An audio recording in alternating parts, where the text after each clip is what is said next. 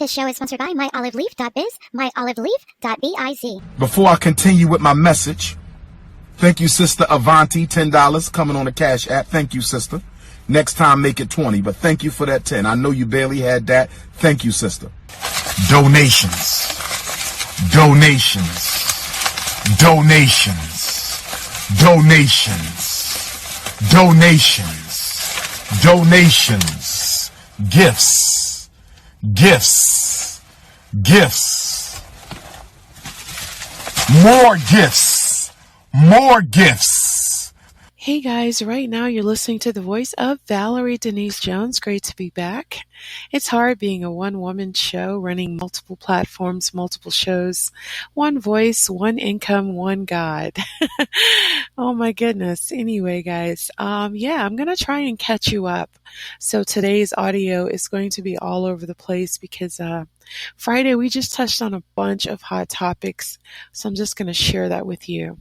I shared the opening credit because several hundred of you sent that clip to me, and I appreciate you for doing that because I think many of us are enamored by Dr. Umar Johnson's skills as an orator, so quite often we don't properly vet his current situation. I've known Dr. Umar Johnson a long time. Actually, let me give you a tad bit of history before I toss it to a previously recorded broadcast. Do you guys remember that argument he had with General Seti? And he was totally belligerent that night, probably a little tired. I had scheduled him for a press conference earlier that day, and there were like 23 to 30 cameramen out there. So he was exhausted and had gotten lost and couldn't find his hotel. So I was calling him because he didn't call me back to let me know that he had found his hotel. And so, it was me who was on the call when he pretended to talk to his goons. So I wasn't exactly excited about the ringtone that he assigned to me, but anyway, let's get ready for this broadcast. Judge touched on a couple things. The panel did. Big shout out to everybody who participated that day. Love you to life. I'm going to try and catch you up. If not, I promise to be back sooner than later. Okay, here we go. He weighed in at 231 pounds.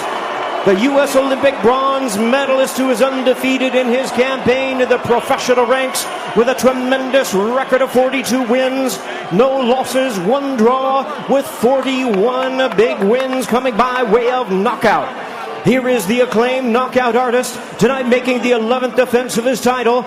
Ladies and gentlemen, please welcome the undefeated, hard-hitting, reigning and defending WBC heavyweight champion of the world, introducing the bronze bomber, Deontay Wilder.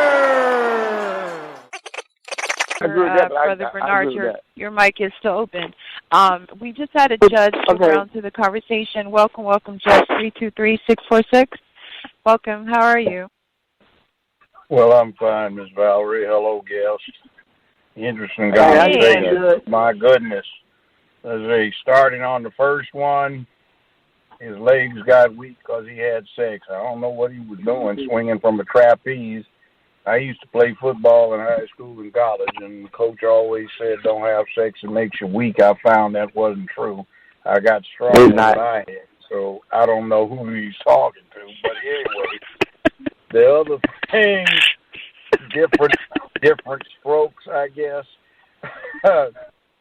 Next thing about Kobe and not respecting the parents at the ceremony. It was done for entertainment. Money was made off of it. Commercial spaces were purchased at high price. What do you expect when it's an entertainment? It's television. It's the motion picture, television, and media industry. And people say all kinds of stuff when they're grieving, but quite frankly, you'll be dead one day. I know I'll be dead one day. Everybody's going to die. You're not getting out of this thing alive. And it's not infrequent that son and father, son and mama daughter and father, daughter and mama, everybody in the family, but one or two, if not all of them, get wiped out in accidents. And no one person's value is greater than another, particularly when the person that dies is a gladiator, and his job is to distract you from your more needful business. So just keep that in mind. It's a matter of perspective. I know people hate me when I bring perspective that is grounded in the realities that face people every day as real problems get interjected. We need to get out of our fantasy world. It's been 2,043 years, 63 years since Julius Caesar said, when asked whether the Roman commoner would object to him being dictator for life, he said, give them bread and circuses. Don't they find it? It's healthy. He said, feed them and entertain them, and they won't give a damn. And that's what we do. So the circuses were the gladiatorial contests, the sports events, the chariot races, and all of that. So this was a huge racetrack for chariots, and we get so sprung on our gladiators these days that we do just like the Romans do. We forget what else is going on while we're dealing with the simulated bloodshed or the contest or whatever it may be. So, you know, there's more important stuff going on in the world. And sometimes it sounds like the old Catholic Church where the cardinals would debate how many angels could dance on the head of a pin. Who cares, you know? It doesn't make a bit of difference. If there is such a thing, you'll find out when you check out, and not before. So I don't know anybody that's come back, at least that I've talked to. And so, you know, what's happening in the world today? You're getting bamboozled. I got 2 audio clips I want to play for you today. Trannies going around giving reading off for the kids. You got that sissified fool running around in a tuxedo dress and a dress, swishing and twirling and twitching, and they're putting him on Sesame Street. You got that nonsense on Doc McStuffins they feed to the children. And people, you need to learn that children don't have to understand what you're presenting to them. You can easily condition the child so when they get old enough to think, they can't think because they fervently believe in and follow what they've been conditioned to believe in and follow. And we used to condition our children to believe in manhood and womanhood, duty, honor, responsibility, accountability, obligation, being accountable, dealing with being dependable, being brave and courageous. And now we're conditioning these children at early ages to be cowards, to be sissies, to be freaks. And it's bad, and we look at it and we don't get the idea. Try talking to a 14-year-old about something he's had put in his head when he was 6 or 7 that may have been foolishness. You can't get it out of him. So we're sitting here letting our children be taken and being corrupted into decadence and depravity. And we are concerned about basketball players who got croaked in an accident with a daughter along with, excuse me, if I'm not mistaken, 5 other good human beings who may have actually been doing more for humanity than the one everybody's paying attention to. So, I mean, let's get some perspective. I think there were a total of nine people. 9 people. Yeah. We don't know what the other 7 people were doing. They might have been working on a cure for some kind of cancer or come up with something to stop the spread of the coronavirus. They're calling it Coro-19, by the way, now. So, I mean, what COVID-19? What the devil are we doing? The coronavirus. We get all off on crusades about something. And who cares about somebody got his butt whipped in a ring unless you had some big money on it? You can come back and make more box office. Right. We got some background noise, guys. Please mute your phone. I have 4 mics open, and I definitely want to try and get through a few more topics. I don't know where that noise is coming from, but we do share it on other platforms. so I got to be careful with the background noise. Judge, Brother Bernard, you said you wanted to say something before I switch gears. Yes. I was agreeing with the judge on that. How you doing, Judge, today? How are you, sir? Nothing much. Had a nice conversation with you on Twitter last week. Glad of that. Been dropping some real seeds on there. Keep doing that.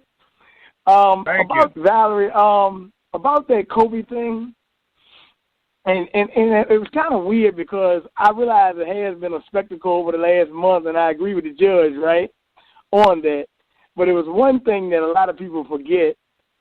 I think they didn't mention his family because of they had a lot of turmoil, I guess. I think his mother didn't like that he married a Hispanic woman when the baby was born, and I think somebody's mother was trying to take some memorabilia from him and try to sell it. So I think that was probably the reason why they didn't mention.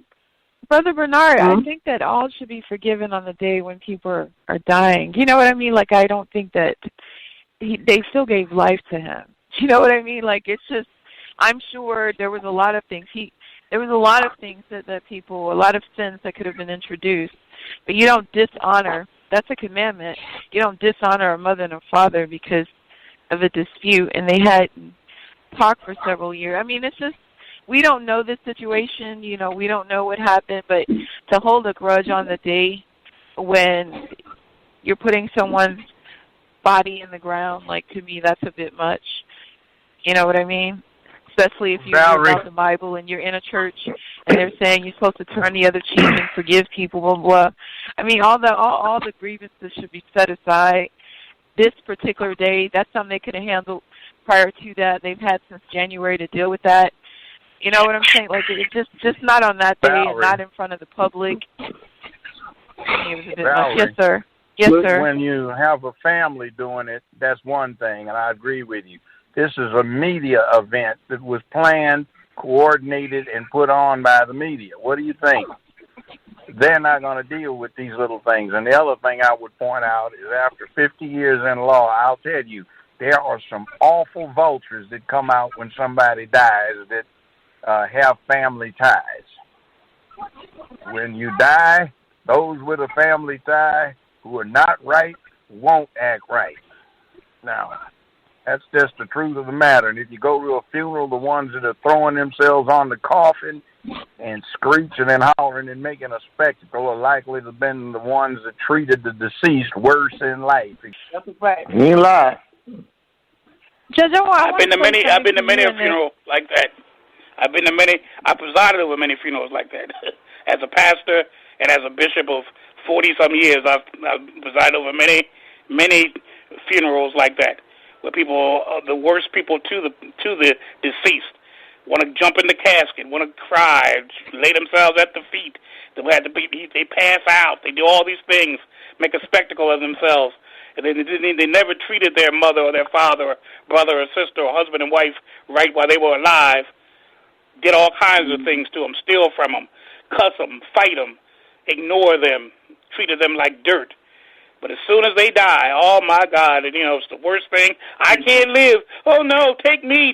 Well, I wish they could switch it. Sometimes I wish I could throw you in the casket and bring Mama out of the casket. Because I said, you deserve to be in the casket more than Mama does. Yeah, let's see what we can do about that. Because people act like fools sometimes. They really act like fools. It shows the character of people. It really shows the character. And as I always say, a character is who you really are. Teach on that, Bishop. She used to say the meaner. Sometimes when I stand up there, over a casket, I see the daughter screaming and shouting and all this kind of stuff. Oh, Mama, Lord, take me. Take me. I said, Lord, please do. Please do. Please, Father. take Mama out the casket and put her in. Because she's the one that needs to be in the casket in the first place. When she treated Mama right, she'd be still alive. Please, Lord, listen to her. Hear your servant's prayer. Hear your servant's prayer. I made my mind up. My mother died. Something? My mother died. Word to the wise. My mother died. This works. Check this out. This works much better. I've found that the whole process becomes less morbid and more appreciative of the deceased if after somebody dies, you go ahead and bury him, but you don't have any services until a couple of months later, and then stage a memorial service where there's no dead meat in the church, or whatever it may be. The person's in the ground or cremated. And what goes on is everybody can tell tall tales, fun, and, good times that they've had with the deceased. It becomes a celebration instead of grief, That right. much I made it abundantly clear to my family about my mother died December 2nd, 2016. My mother died. It was a hard thing for me. I was in Thailand, and I came home to my mother not being here. And I tell people, I told my family, what you will not do is fall over in that casket. Anybody that falls over in this casket or makes a scene up here on this dais, I'm gonna push you over in the casket, and I dare anybody to come try to get you out of there. And I meant that. So I said, you're gonna do this with dignity and honor. I said, Mama wasn't a perfect woman, but y'all had y'all ups and downs. But don't act like she was perfect, because y'all talked about each other last week. So let it be. And my thing, I wanted to be honor and dignity, and I want my mother to be handled with respect and kindness, and that's it. And I'm gonna say this. I will say this in front of anybody. I said it on my Facebook Live today. If that would have been my mother and father at Cobra's memorial, it wouldn't have went on without my mother and father saying something. Even without them being on my mother and father would have walked them to the front. The security would have had to make their money. They'd had to earn their money. Because first of all, I ain't mad with Vanessa. She did what she felt like she had to do. But let's get this established. The mother and father were the ones that gave us Kobe Bryant, because the mother could have had an abortion, and she didn't. So don't you tell me that those people didn't have a right to say something. Now, however people take that, they can take that, but at the end of the day, his mother, his father should have been the only ones that had something to say when the truth be told, because that was their baby. Gotcha. Let's stay in the same vein. I want to talk more about death. I'm going to leave the same 4 mics open, so again, please mind your background noise. But I want to play this, Judge. This seems to be pretty typical, and I just want to get your take on it, and also the people. I'm going to refer to you guys as the panel, so I don't have to keep saying all 4 of your names. Here we go. Movie mogul Tyler Perry wants to get to the bottom of how his 26-year-old nephew died in a Louisiana prison. He's hired famed pathologist Dr. Michael Baden to perform a second autopsy. The filmmaker revealed in an Instagram post that his nephew, Gavin Porter, was serving 20 years for killing his father in front of his mother, who is Tyler's sister. Perry says he was told Porter committed suicide.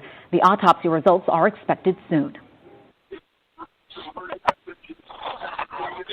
All right, so Judge, that's it. Well, wait, how is it all these people have access to weaponry or whatever to kill themselves? They said that about Epstein and quite a few other people who were able to commit suicide in jail. How's this possible? Well, look here. I'm not too upset. Justice gets done. He killed his own father, and he's in jail. And, that's a cardinal sin. So, point is, you're serving 20 years in jail and getting weapons. You see, humans can make weapons out of anything, including, and for most of the time we've been on the planet Earth, from rocks.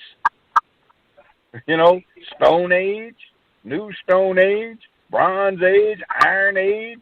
You don't have to have good, sharp steel and have it made in China. They've been making shanks in the joints for years. You can make them out of combs. You can make them out of wood. You can make them out of all kinds of things, and you can beat the crap out of somebody. And, okay, fine. Tyler Perry's got financial resources, okay. But, his mama witnessed, her husband get shot down by her son / his, cousin or niece or whatever it is. Nephew, whatever it is. His nephew. His nephew. This stuff, his sister's happens. son. This stuff happens. doing 20 years in the penitentiary and you're in there for murder? Oh, come on now. Let's not get all worked up. That happens every day. Every day. They've got 1, 2, 3. They've got a federal maximum security prison in Memphis or Shelby County anyway. State maximum security, a state medium security, a pretrial detention facility, juvenile facilities. They have moderate security, low security institutions. In fact, Shelby County has more people locked up inside of it, literally, than any other county in America. And we get that every other week somebody gets done in. That keeps prison population down to manageable levels. I mean, it happens. Wow. Come on. Why are we worried about it? He's going to do that. That's just, oh, my God, what is happening? Oh, poor Tyler. Okay, meanwhile, let's go talk to Tyler about some of the filth he puts on the silver screen that so many of us go flock to see. And that irresponsible acting character that he likes to be in drag for, what is it, Medea? I mean, if she was literally in a penitentiary, she'd need to be killing. She'd need to be killed if she was off in a penitentiary with that stupid thing that character portrays as an exemplar for the public. I've actually had fools stand up and tell me when I ask them where they got it. They say, I was looking at a Tyler Perry movie. Medea do it all the time. Oh, that's why you did it. Wow. Wow. So, okay. Yeah. Does any, Proverbs have some interesting effect. What is the one? What goes around comes around. You reap what you sow. And if you've been sowing all that kind of stupidity and ill behavior, then don't expect it not to sometimes hit your own family. Wow.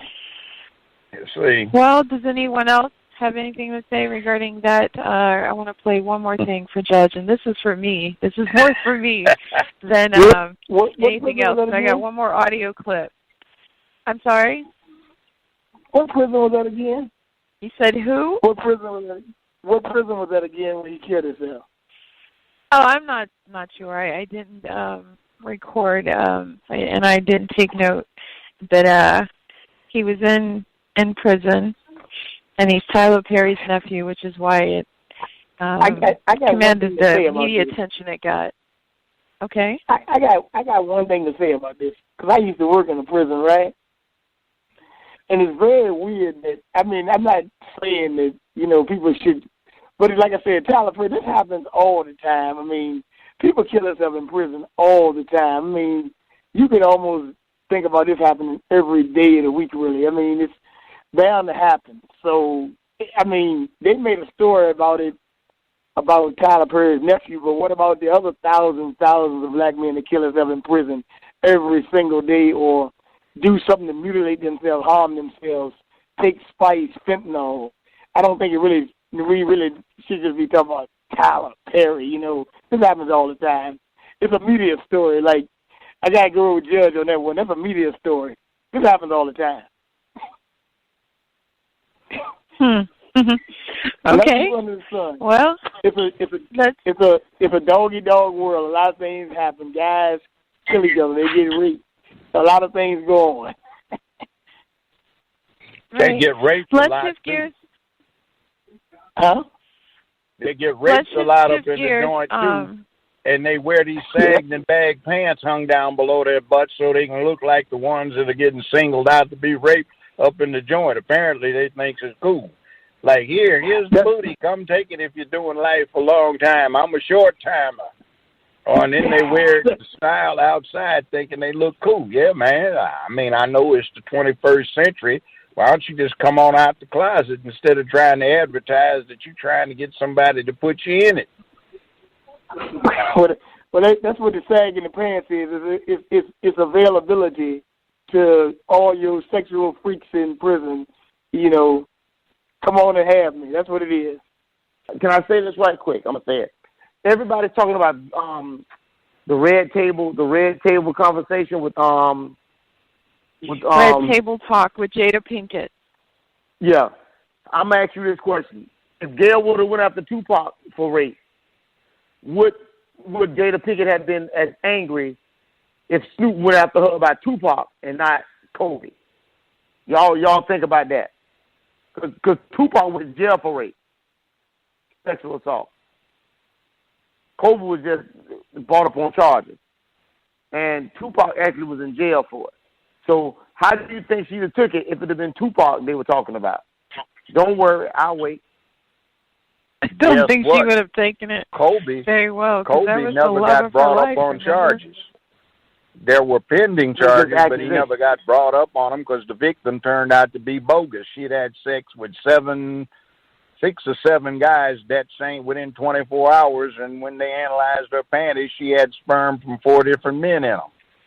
Exactly. Yeah. So here's my question, Judge. I'm asking this question: Why did Gail keep calling that woman a victim? She was not a victim. She was a participant. Gail and her lover Oprah have made careers of bad-mouthing black men, particularly black men. I ain't heard about Harvey Weinstein yet. I'm waiting. Well, I tell you, one of her worst things, and it wasn't even a black man. You took Lance Armstrong, who was told he had 6 weeks to live, dying of cancer, and he hung in there, overcame.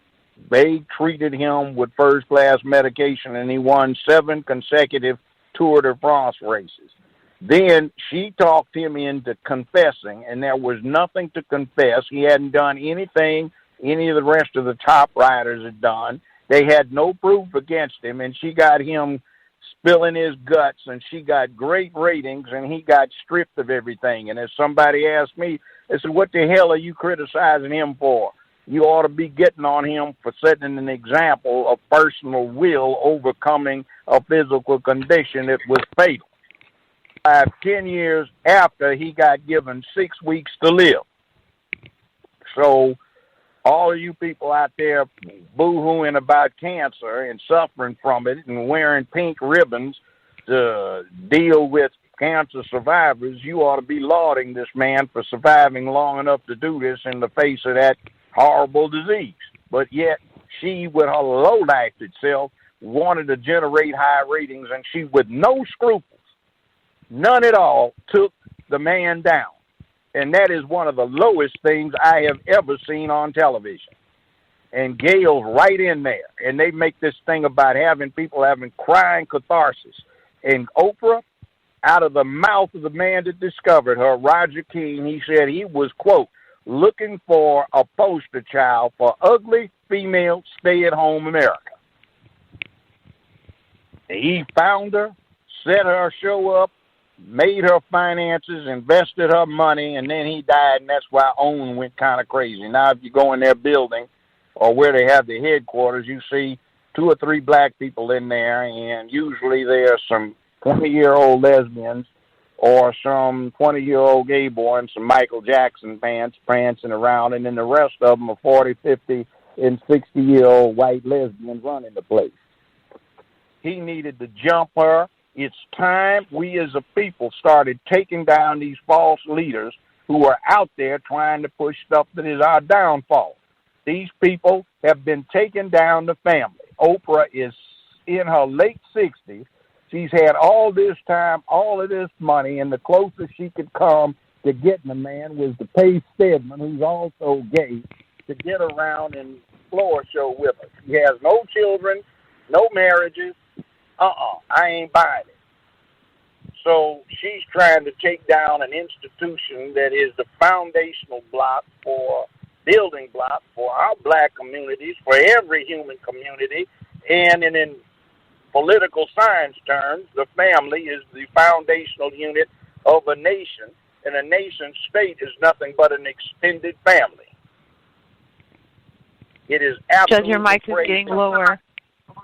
Okay, it is absolutely crazy. And somebody should have jumped Gail and her little Oprah cabal that do so much to ruin our neighborhoods.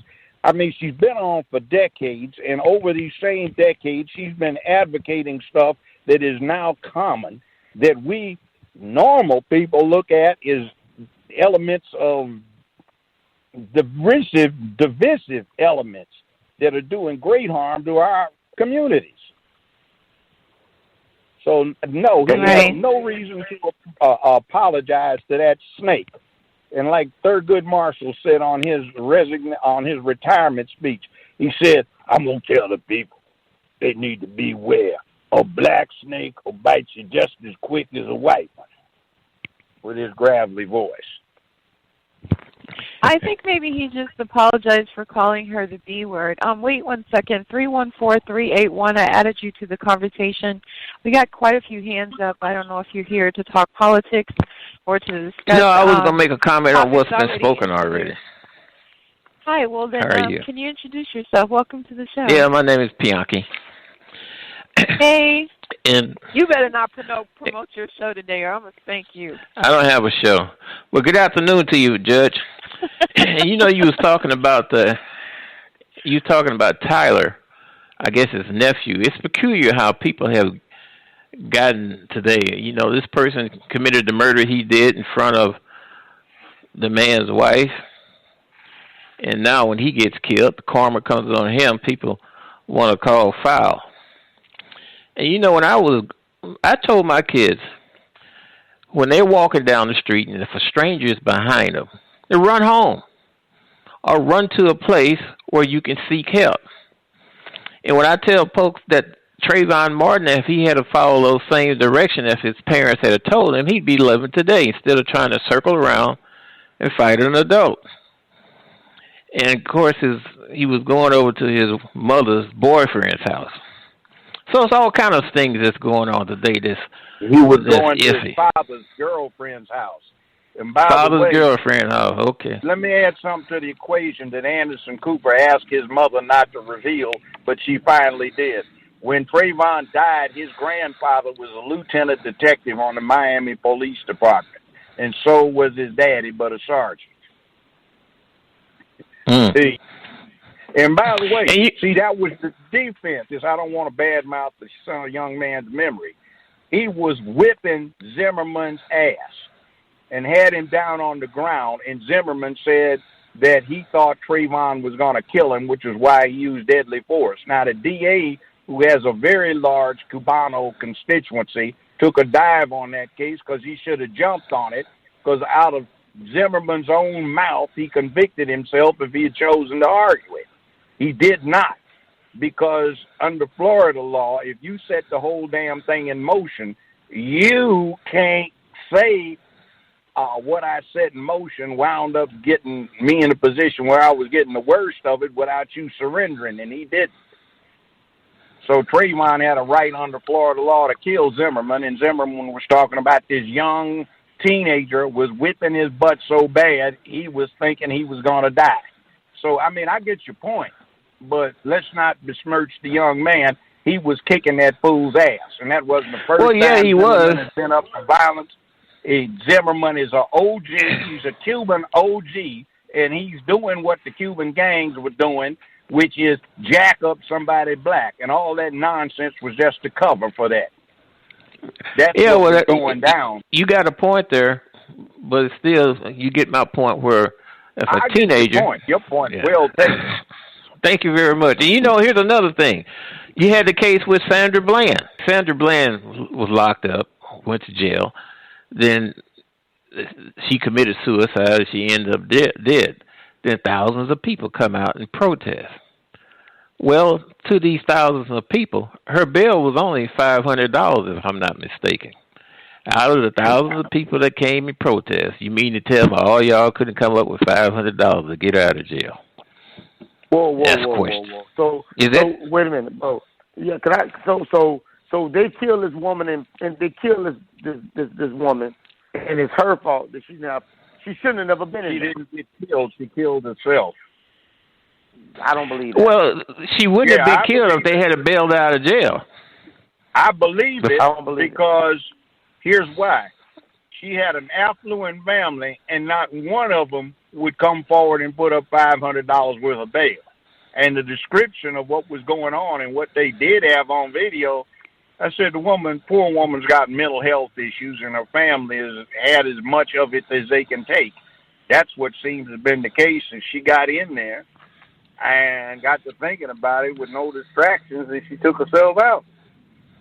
Now keep in mind,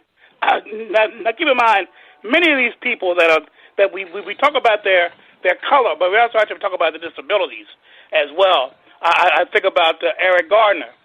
He was not only, we know that was a travesty. We know that was a travesty. It was filmed. Yes, that was. Exactly what happened. And this man didn't even the grand jury didn't even listen to the case. They thought it was so insignificant. And here you got all this evidence. This man had not only was he obese, but he had asthma and he had a heart condition. Now, all those things, when he was pleading for them to stop, he can't breathe, they ignored that and killed the man. Now with Sandra Bland, she not only had depression, like Judge Brown said, a mental situation, but she also was an epileptic. She was an epileptic as well. So these two disabilities also played a part. Maybe it even played a part, if she did kill herself, a part in her decision. Our country does not respect, nor is it trained to, nor does it have a mind to deal with people with physical, developmental, and mental challenges. We're so antiquated with our beliefs that ableism is very much alive in this country today. Very much alive. You hear about racism, you hear about sexism. You don't hear much about ableism.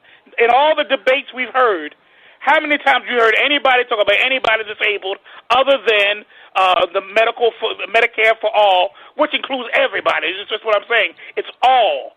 But very seldom do you hear any talk, in fact, I heard none, about people with challenged abilities. When Yang was on, he talked about autism because his son was autistic. But there are thousands of disabilities besides the one. What are we talking about when we talk about these things? So we have a priority in this country. We always talk about intersectionalism. We don't have no intersectionalism because everybody's not represented. Well, when you say that if Sandra Bland was inflicted with all those disabilities, her parents would have known and came and got her out of jail. $500. Well, I say this. I think Judge Brown is correct. When you have mental illnesses, I'm going to tell you the truth, most families can't deal with it. If she has she was a manic depression, not just depression, woe is me, I feel a little down today. Manic means you're suicidal. Manic means that you are on the verge of doing something crazy in your life, what we would consider crazy. I don't like to use the word.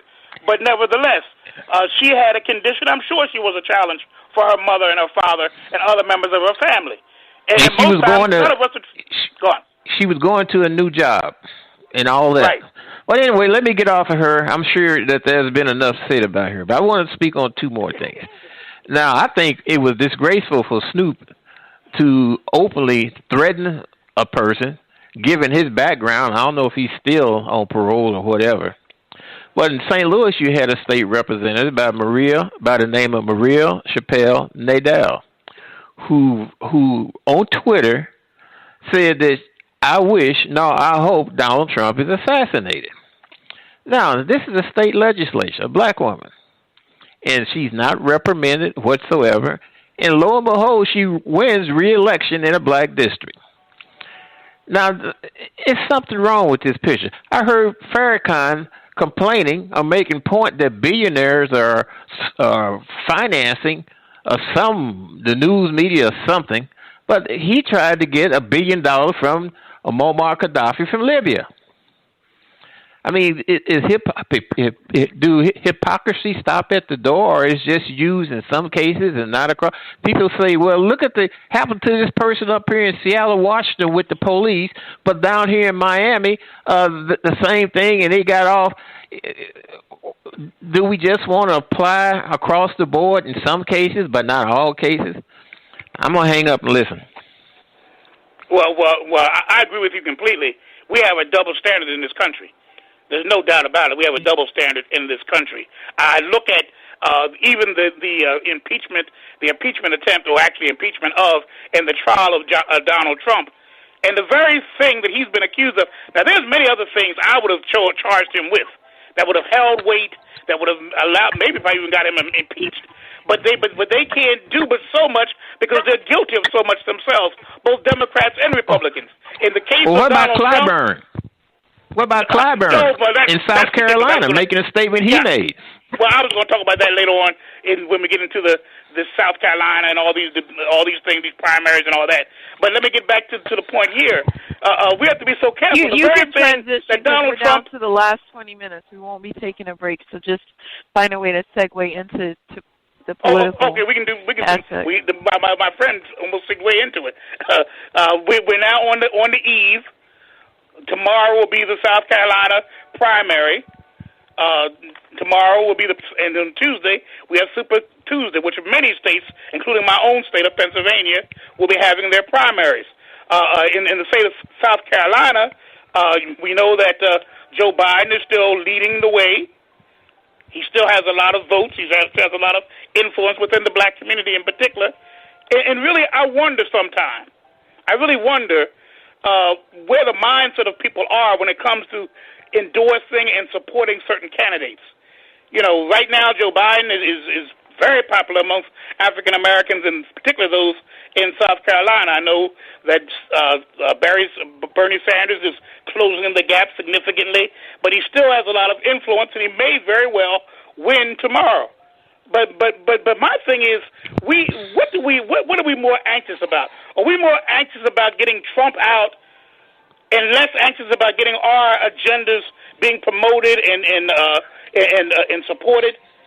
That's the question I don't think that they know. Everyone here, if we talk about a panel, I want to ask the panel. I don't think that they know. I think counting the bubbles from the bar soap might have been a good idea. What is our black agenda? What is our black agenda? What do we want from? What do we really specifically want from, or even would want to demand from the government? What do we expect from these candidates? Other than, I really believe our arguments are always the white man's arguments. That's what I think. Well, not all the time. You know what? We can tell you all about basketball and Atlanta Housewives and the Kardashians, but not a damn thing about the issues in the political arena. And in answer to a question a caller just posed about justice, politics is local, so is justice. And justice reflects the state of the politics on a local level. So if you're not in a different locale, you're not dealing with the political process in that locale. Or you're excluded from it, or you ignore it, or you exclude yourself. And also, even when you do have adequate means to participate in the political process, you either don't do it effectively, or when you get jury duty, the first thing you try to do is get out of it. Well, I don't do that on jury duty, but I agree with you on the knowledge of voters. If Joe Biden was not guilty for what he done in Ukraine, then you got Bernie Sanders and Elizabeth Warren talking about taxing the upper income, which include Kobe Bryant, his estate, LeBron James, who people want to build schools. It don't make no sense. I mean, do people understand what they're saying sometimes? Hey, I'm gone this time. Joe, take care of yourself. Hey, Judge. Yes, let me ask you a question. As a matter of fact, I'm in Charlotte today, but I was live in Richmond. So, we had Bernie Sanders in Richmond yesterday. Now, I was going to say something and ask you about your opinion on Clyburn. Now, the fact that you got Clyburn supporting Joe Biden alone, as draconian as Joe Biden is, don't you think that's kind of weird? Don't you think the Black Caucus just need to burn themselves and go to hell somewhere? The Black Caucus is the non-straight Black Caucus. They've got another agenda. They're LGBT with black faces, for the most part. In fact, almost exclusively. There are a few exceptions, but that's the case. Bernie Sanders, see, we have short memory. 1966, I was one of the delegates from the UCLA BSU. We went to Chicago because the University of Illinois, their Chicago campus, had still official segregation. Black students couldn't eat in certain cafeterias. They couldn't go in certain parts of the campus. And Bernie Sanders was chairman of a Congress of Racial Equality chapter. and he just got out of jail from protesting that. Meanwhile, Hillary Rodham was there protesting that the rules should be kept segregated. She was a Goldwater girl, a Republican. 67, again, King came to that one. They were trying to protest the segregation of the Chicago suburbs. And Hillary Rodham, with her thick glasses, wearing silk, and her family were out there protesting the potential integration or desegregation of their neighborhoods. So we forget that. So we were so much into Hillary, and we're so much into Biden, and neither one of them have done a damn thing for black people. And what we want done, we don't express because we never make any demands. They can count on our vote. Whatever they do. In fact, brother Judge Brown, we can say that not only have they not done anything, but Joe Biden has done things against black folk. It was him that stood. He was the architect. Because keep in mind, the president does not make law. He was the architect that got this thing about the prison situation where blacks would go to prison for just a drop of anything they do. He was the one who promoted that in the Senate. Because keep in mind, we keep on blaming presidents for stuff, but there are some things, as we know anything about politics at all, which most people don't, in particular our folk, we don't know much about politics. It is the Senate that makes laws.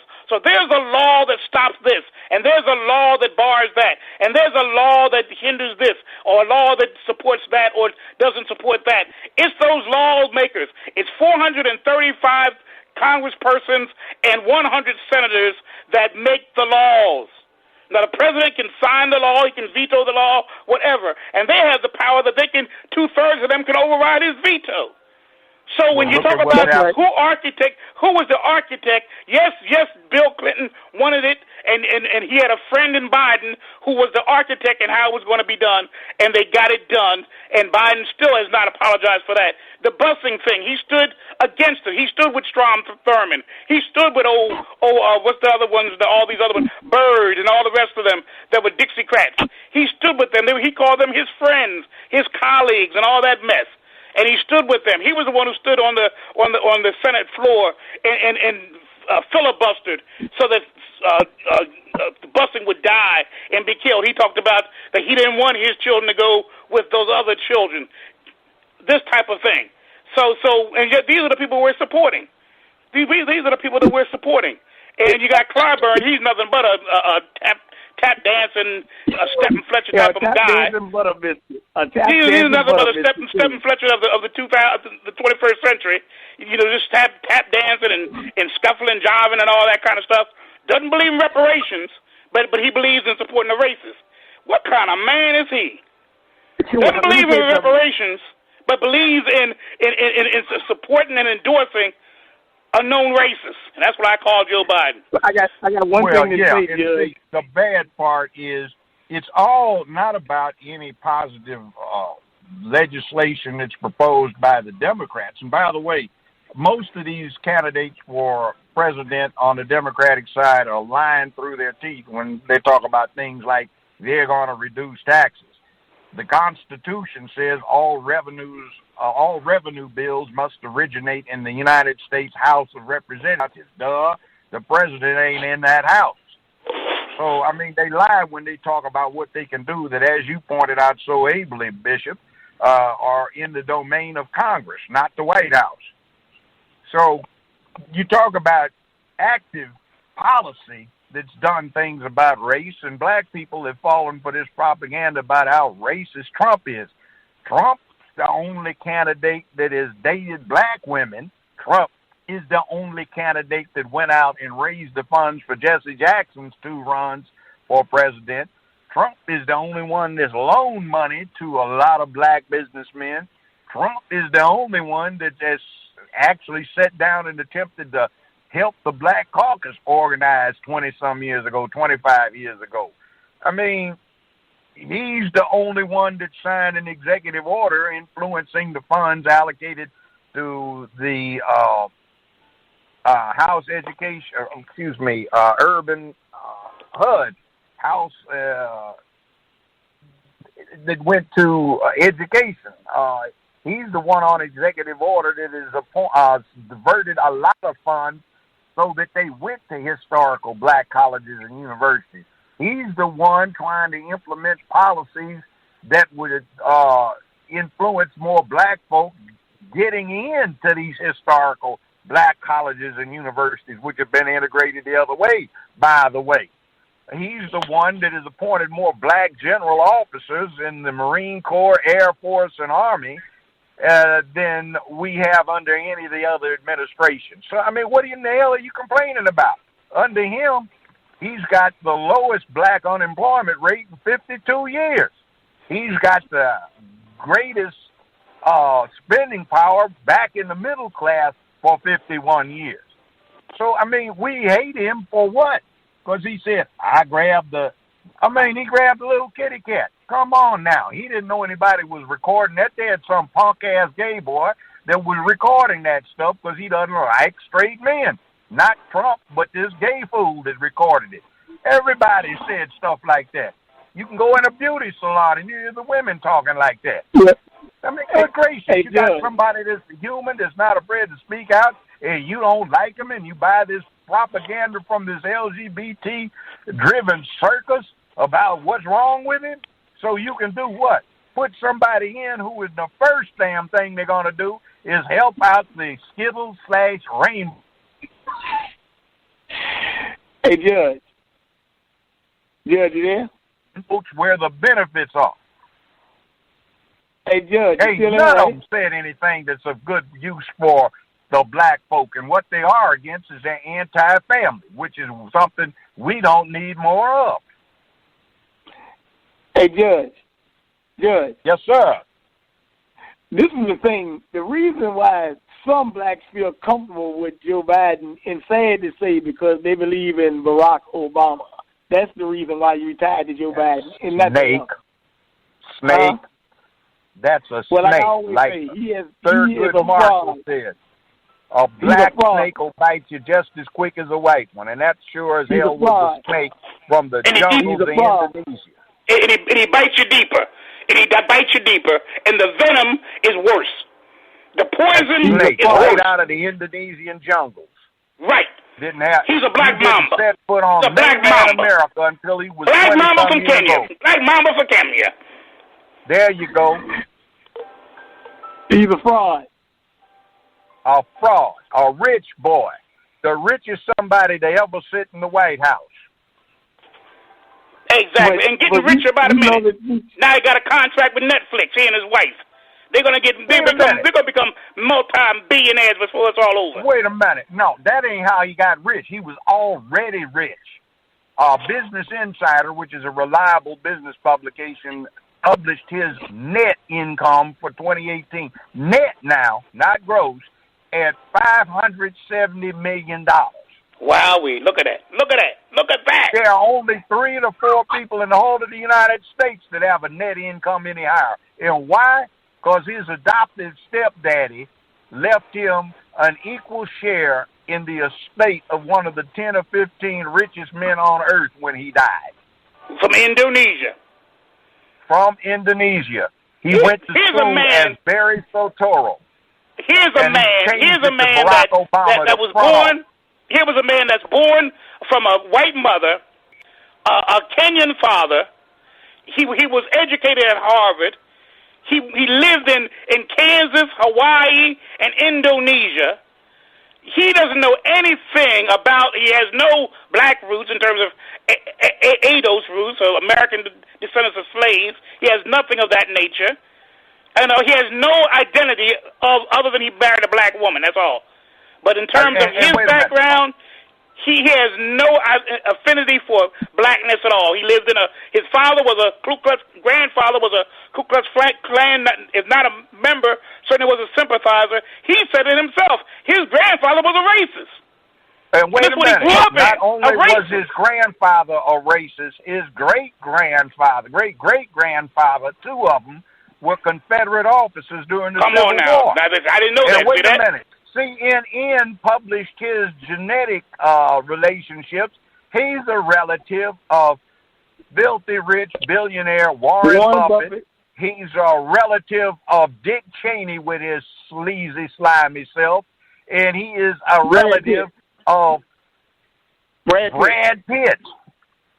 For God's sake, what do you think you're getting? And I make one distinction, Bishop, you're wrong. He never was in Kansas until after he got back to the United States, continental U.S., when he was 20. That's why he always tied up every major city for hours and days. He had never seen them. So instead of taking the 100-mile-an-hour Secret Service convoy from the airport to the local hotel or a helicopter, he always wanted to drive on the surface streets at 35 miles an hour and put the whole damn city in gridlock. He came to L.A. one time, and he'd never been to LAX, so he closed the airport, caused the airport to be closed down for 8 damn hours while he took a tour. That is just selfish. One day, we couldn't get to work for 2 damn days because he had all of Los Angeles in gridlock because he wanted to take a damn surface tour to see what it was about. So, if you died, speaking of which, Bishop, you'll understand this. Let's say one of us died today, and assuming we get to heaven, and all the black folk up there, yeah, did we finally got one of us was president of the United States? Yes, sir, I've heard that. We just got one question. Since now you know all this, who is he related to up here? None of you. Huh? Hey, girl, go on, man. That is the truth. That is the truth. That is the truth. Old man Slave Joe, is he related to you? He ain't related to me. There is nothing more a president could have done. There's nothing more a president could have done for a people than what Obama did for the LGBT circus. That's right. He signed executive orders ordering a lot of killing by drones and a lot of LGBT stuff, and absolutely nothing for black folk. He didn't get any black judges of significant numbers approved to sit on the federal bench. He got 2 lesbian white women approved to sit on the U.S. Supreme Court. He did not get a straight man as U.S. attorney. He got every damn somebody in there he could that either worked for Goldman Sachs or he's a closet or open gate. That is what he did to us. And he also elected the first transgender woman named Ashley Simpson to office in 2010. Her name was Ashley Simpson. She was a transgender woman. Yes, he did all of that. And it's a damn shame that we didn't get the point. He did nothing for us. The man gave reparations to Native Americans. He gave reparations to actually Jewish Holocaust survivors. I mean, come on, that didn't even happen in the United States. Gave reparations for both of those groups, but says reparations for black folk would be divisive.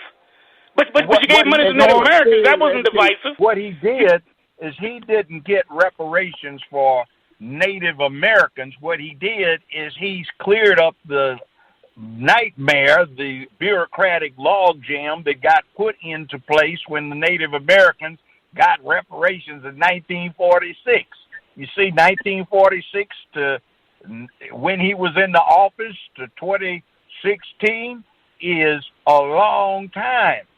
That is 67 years. 69 years. 70 years. 70 years it's been in place, and they couldn't get any of it because the administration was too screwed up. The Japanese got $23,000 to $26,000, depending upon whether they were over 18 or under 18, when they were enrolled on all of the enrollment forms in these detention facilities during World War II. They knew them. And see, he wasn't going to do a damn thing. Look at this Black Caucus. They put on this big charade of a show about whether or not to commission a study of black reparations for 64 to 68 million black Americans. And they turned around in less than 3 weeks with no damn debate and passed unanimously a bill styled reparation bill for gays because they got cut off the insurance benefits. On the front end, that's worth at least $58 million and up $20 billion, depending upon how many claims are made. Took them 3 weeks after they sat there and put that charade on to pass with no damn debate. You see how much they don't give a damn about us? And there wasn't a single squawk from these doggone gay black folk we got misrepresenting themselves as the Black Caucus. And one of the front runners is, what's his name? John Lewis from Georgia. Hey, Judge, I got one more thing to mention right here. Did you? I know you. And I'm gonna see another article on Twitter. I think I sent you one this week. Did you see they passed this anti-lynching bill that Kamala Harris and Cory Booker wanted to pass this week? That is ridiculous. They don't need an anti-lynching bill. They've had Knight Rider acts on the U.S. books for 150 damn years.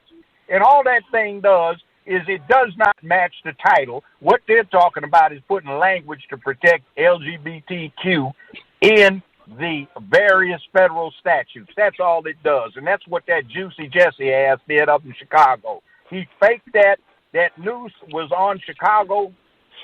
The Chicago police got footage of that noose being purchased during Halloween week at a costume shop that he put around his neck because he had plotted with Kamala Harris and Cory Booker so that they could get some fuel to get that bill back up off the table that had been pending since 1995 or 7, I forget which. John Conyers put that bill together, and it's been pending ever since, and they got it passed when they tacked that lie anti-lynch on it. That's what it is. It's a game. Well, Judge, I've been showing some people some things you've been saying about Obama. And I would say this, Judge, it makes people mad. Some people don't want to be friends with you anymore. They don't believe anything I've been saying. So, but it is what it is. I will not be caught up in a public lie. I might tell some woman I ain't seen talking to nobody else, but I'm saying just want to make her feel better. But I ain't going to tell no lie to the public. Well, I'm glad of that because a lot of people, it's hard to get off that Obama bandwagon. I mean, he had us like in a trance for a long time. He didn't have me in a trance. Didn't have me no in trance. When I knew he was not.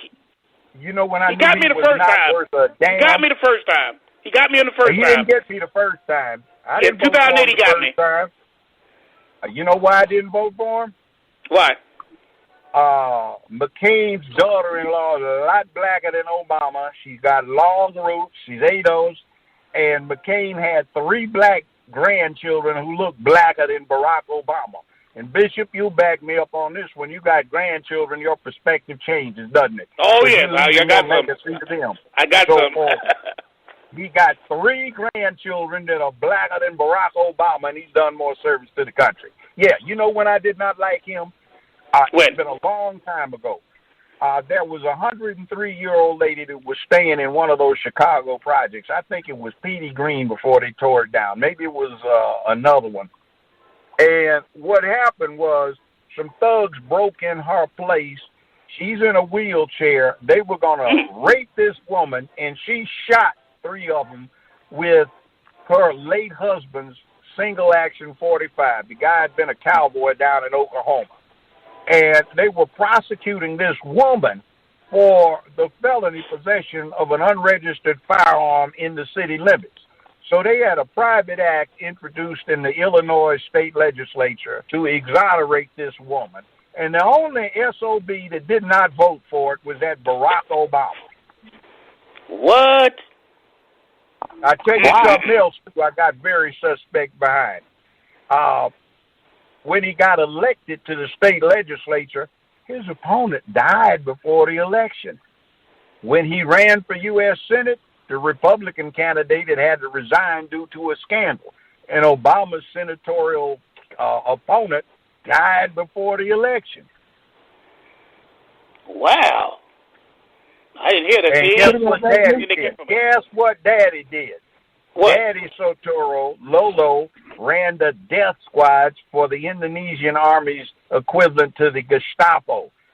Lolo Sotoro and George Herbert Walker Bush, President George Herbert Walker Bush, formerly oil tycoon, formerly head of the CIA, did business with him for oil purposes and for CIA business, to wit, contract killing in the Southwest Pacific.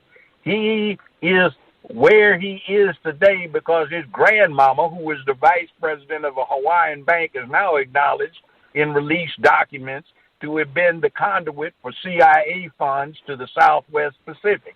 She introduced Lolo Sotoro to her daughter, to wit, Barack Obama's mama. Wow. Now, you just think about that. And, yeah, a lot of suspicious killing came about with him. I looked up his record with this think tank called the Heritage Foundation. It's kind of some right-wing cranks, but they come from the conservative side, and they give every elected official in D.C. a report card. They gave Obama for 2 years running their very highest rating, and he came in third in the U.S. Senate for conservative voting.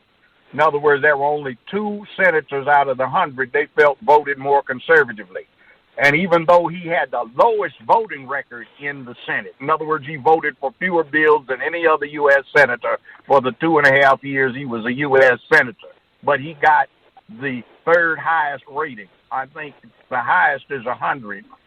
The high man got 95, and the second man got 94 plus. Obama got 94 plus, but a slightly lower plus. So that's who you were getting in the office as a president. And this will be a moderate, a liberal moderate. Has a high record of conservative voting, more than most of conservatives. He was more conservative than most conservatives. All he did was for Goldman Sachs, which, guess what? They financed a lot of his trust funds adventures. Guess what? The law firm he worked for, Michelle worked for, represented Goldman Sachs. Guess what? Geithner, the Treasury Secretary of the United States that he appointed, did a lot of work as the chief consultant for Goldman Sachs. The 2 women that he put on the U.S. Supreme Court had worked at law firms that consulted with or represented Goldman Sachs. The last one, a conservative white Republican that he didn't get in, he nominated behind his work for Goldman Sachs. When he ran in 2007, they took him to New York to meet up with the investors in Goldman Sachs. In 2008, Tom Brokaw, the TV moderator, moderated a meeting between Goldman Sachs and Barack Obama. Goldman Sachs was his largest contributor in terms of funds raised. And then LGBT was the second. L.A. only. They gave a dinner and raised $8.3 million for him in one night. God damn. Hey, look, you said we got Goldman 5 Sachs, minutes, right, guys. 5 minutes. You said Goldman Sachs, Judge, right? Yeah. Okay, let me ask you a question. When he passed, well, actually, Bush passed the bailout bill, and he did the economic incentive. So why didn't the money go back to the black people's homes instead of black people losing all their homes? I can answer that question because the real beneficiary was Goldman Sachs, Smith Barney, which got absorbed by some banks because they couldn't hack it. See, the bailout bill was the Bush administration's thing. That was $700 billion, the second largest single bill in American history, and the largest bill was the Economic Incentive Act under Obama, which was $781 billion. And Goldman Sachs, has an interesting situation. Every other American banking institution, except some operated by Target and Sam's or Walmart, which are designed to get customers check cashing ATM cards where you can't write it or transact anything more than the money you have. Goldman Sachs is the only major bank system that does not have to back up their accounts with cash, either in their own vaults or on deposit with the Federal Reserve. They can write a check without having a dime to cover it. Is that how they were able to back up the new Apple card? The new Apple card? Yeah, that's because they had no money. They're just extending finance, and the government agrees to back up anything they can't. See, they have no money. You will get a check written to you by Goldman Sachs, you couldn't take it to their institution and cash it because they don't have any cash on hand. You got to deposit in your bank and you get credit for it. Credit, C-R-E-D-I-T. Judge, we only got about 2 more minutes. Can you speak on the Harriet Tubman credit card real quick? Oh, that's another game. See, that's why I got so disturbed about putting her on a $20 bill. You pass over these great black men like Frederick Douglass, et cetera, et cetera, et cetera. And Hollywood was doing a movie on Harriet Tubman, and the lesbian employees of Paramount, at least I heard them 14, 15 years ago, were desperate to get somebody after they found Susan B. Anthony was such a racist that nobody in Congress would back it. They wanted any woman to get on a dollar bill. They said, let's get a black one. And then when they decided, that is Paramount, decided it was going to do a movie on Harriet Tubman and cast a white woman as Harriet Tubman, they said, let's go with her. They didn't ask anybody black. They pushed it about 8, 9 years ago. It got nowhere, and they've been on a quiet campaign to try and get it now. So I don't have anything against the woman. She was a brave woman, but the rules are you put men on dollar bills, not women. So do you have a problem then with the credit card? So this credit card, is supposed to be riding the wave of this popularity by the movie Harriet and its nomination for Oscars for the movie Harriet, and all of the confusion that is going along trying to get her put on a bill. So they're saying the colored folk will go to any damn thing if they see it in the news. All they got to do is hear it. And I heard something about it. I don't quite remember, but it sounded good. So, yeah, I like that. And they're trying to get you for a high interest rate credit card that is going to jack you up if you are halfway late for any payment. No slack, no nothing. One day late, and your interest rate gets jacked up through the ceiling, just like Capital One does. Real quick, while we're talking, what is the status of Byron Allen? We haven't heard a single thing. Well, Byron Allen. We haven't heard anything on the Supreme Court's ruling on whether or not to send it back to get evidence. The thing that he appealed was a lower court's ruling that he failed to state any claim that the courts could be involved in. And that's just hanging on there. One more Negro who is switched into that thing trying to get an advantage off of claiming black. It has nothing to do with us. It's just dealing with certain contracts or relationships. He's trying to get up, not for new production, for a library full of reruns that CBS is letting him use. Because CBS wants an end to cable that they can't get except going through Fox. Ain't that something? Everybody loves CBS. Everybody hates Fox, but CBS can't get on cable without going through Fox. All right, guys, that officially wrapped Friday's live broadcast. That was a lot of information in 60-plus minutes. I took you around the world to give you a lot in a little bit of time.